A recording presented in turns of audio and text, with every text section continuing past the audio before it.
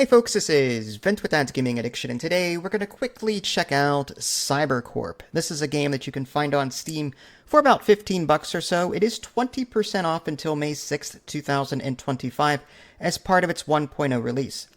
So, I spent some time with this, and I gotta say I'm really enjoying it. It is a top-down, action RPG looter shooter, rogue light, in the sense that you're going to be going out on a mission, getting loot, coming back, making your guy better, and rinse, repeat, rinse, repeat, rinse, repeat.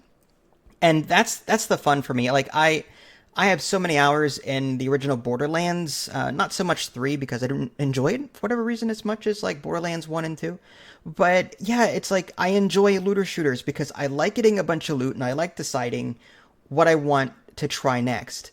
Now, there's daily quests that you can complete, which is awesome.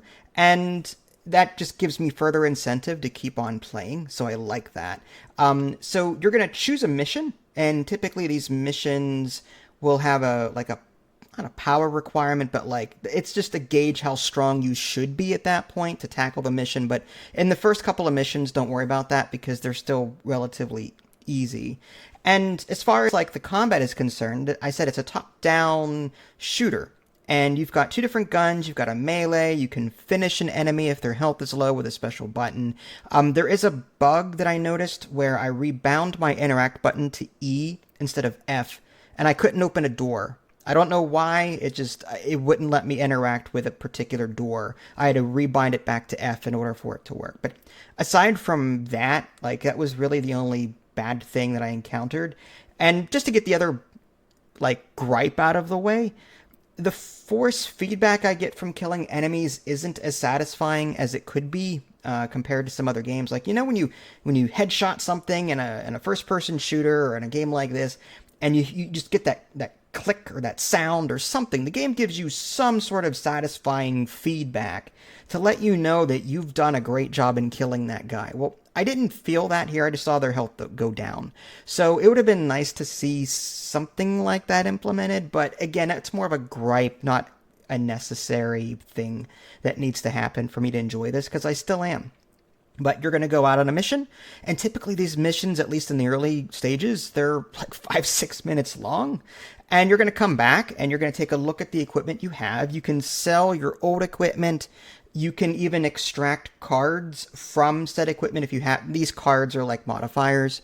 So you can extract cards at the cost of currency. There's orange currency and purple currency. I don't know what they're actually called because the mouse over doesn't work. But there's orange currency and purple currency, and they do different things obviously, but you'll be able to equip different weapons, sell old equipment, extract cards, put in new modifier cards just to make your guy more powerful. In the upper left, you've got your character power levels, so you're constantly trying to up that. You've got again, two weapons, a melee, a head slot, a body slot, a leg slot, and you've got two active skills that you can have, active so that when you go on a run, you can activate them and give yourself an advantage. I like the turret. I'm one of those people. I'm sorry. I love turrets. I don't know what it is. I love a set it and forget it kind of thing.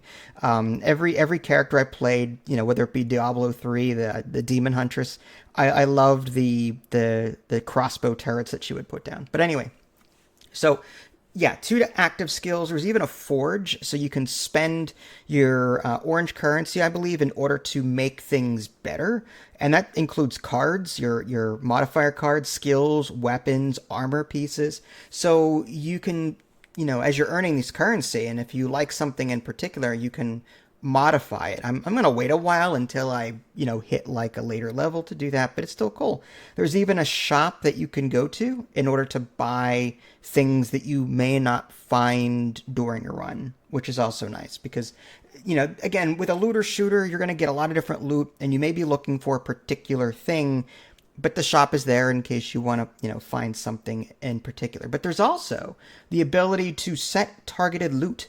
And that's something I saw in Tom Clancy's The Division 2, I think it was, where you could, I really need this particular chest piece name, or whatever it is, this brand, whatever it was called, for the set bonus.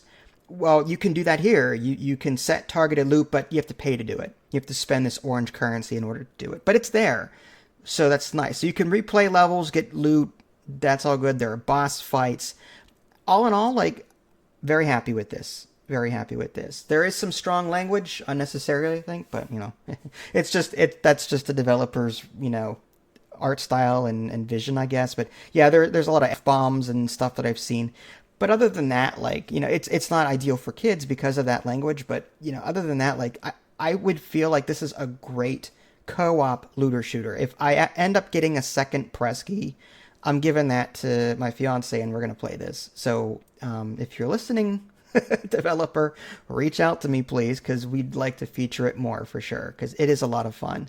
So give this game a look. CyberCorp. I don't know what else to say about it other than, it reminds me of, again, the Borderland days where I'm constantly getting loot and having fun deciding what I want out of all of that loot.